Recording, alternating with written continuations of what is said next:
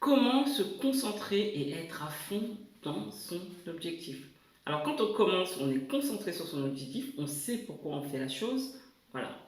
On est à fond dans l'objectif. Mais au bout d'un moment, on arrive au résultat et on se rend compte que finalement on a échoué parce que on n'était pas concentré.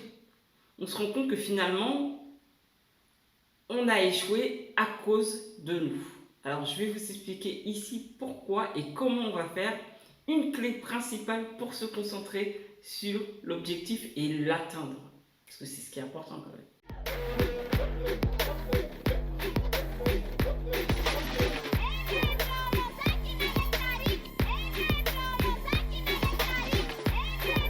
Moi, je suis Fanta Barou et j'aide toutes les personnes qui souhaitent performer, qui souhaitent réussir à exprimer leur plein potentiel, mais vous avez un frein, vous avez un blocage qui vous empêche de l'exprimer. Prenez un rendez-vous dans la description pour qu'on puisse voir ensemble comment vous aider et ce rendez-vous est offert. Alors, comment faire pour se concentrer sur l'objectif? Alors, bien souvent, malheureusement, on préfère voir le verre, ce que j'appelle le verre à moitié vide, plutôt que le verre à moitié plein. Oui, alors quel est le rapport? Je vous explique dans un instant. Parce qu'en fait, le problème, c'est que lorsqu'on ne se concentre pas sur l'objectif, c'est qu'on est dans le verre à moitié vide.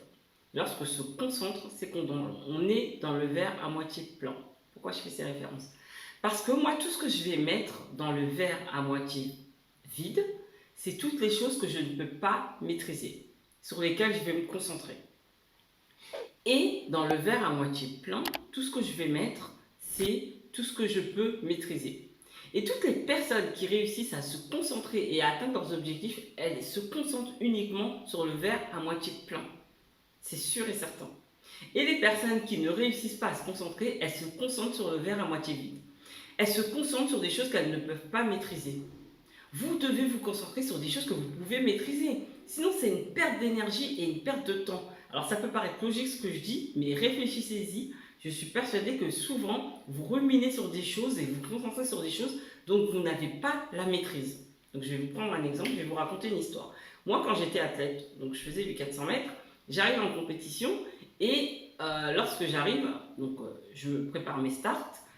Et il y a une chose qui nous perturbait, et qui me perturbait, en tout cas qui perturbait beaucoup d'athlètes, c'est le couloir dans lequel on va être. D'accord? Parce que effectivement, on aimait bien le 3 et le 4, c'est là où on poussait le mieux, et on se retrouve quand même au milieu, et on a plus de chances d'avoir de beaux temps. Et c'était un peu la peur d'être au couloir numéro 1 ou au couloir numéro 8.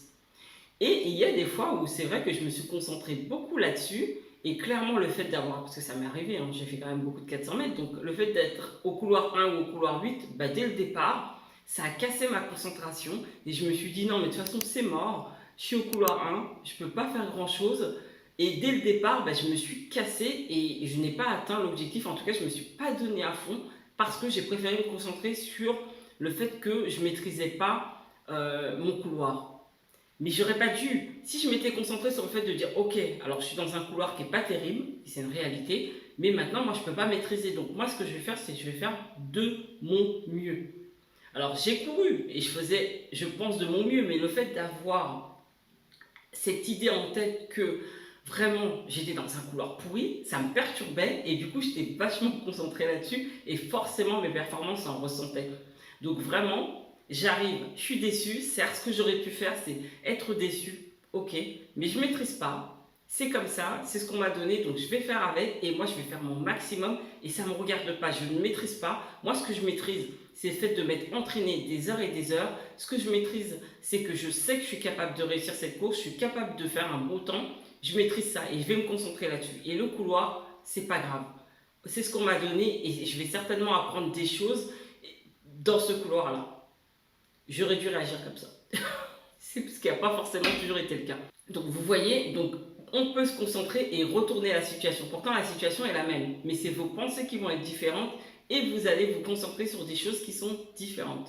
Donc je ne peux pas maîtriser, mais en tout cas moi ce que je peux maîtriser, j'ai des choses que je peux maîtriser et je vais me concentrer là-dessus. Et si vous vous concentrez sur des choses que vous pouvez maîtriser, croyez-moi, vous serez beaucoup plus performant et vous arriverez à vous concentrer sur votre objectif. Oubliez tout ce qui vous ne pouvez pas maîtriser parce que clairement c'est perdu d'avance et c'est pas pour les performeurs. Nous, on est là pour performer et nous, on veut se concentrer uniquement sur des choses que l'on peut réussir. Et une fois que j'avais compris ça, croyez-moi, j'étais beaucoup plus performante. D'accord? Moi, je sais que je suis entraînée et je vais me concentrer uniquement là-dessus. Au début, c'était difficile, mais ensuite, j'ai réussi à me focus sur ce qui était vraiment important. Et c'était l'entraînement et c'était moi, tout ce que j'avais pu donner. Concentrez-vous sur ce que vous pouvez maîtriser et le reste, vous ne calculez pas. Ceci ne vous regarde pas. Vous ne pouvez rien y faire. Alors voilà, pour résumer, on va se concentrer sur ce que l'on peut maîtriser et ce qu'on ne peut pas maîtriser, on le met de côté parce que ça va réduire notre performance. Alors voilà pour cette vidéo, je vous dis à la prochaine vidéo. N'oubliez pas, votre mental, il est avec vous, il n'est pas contre vous.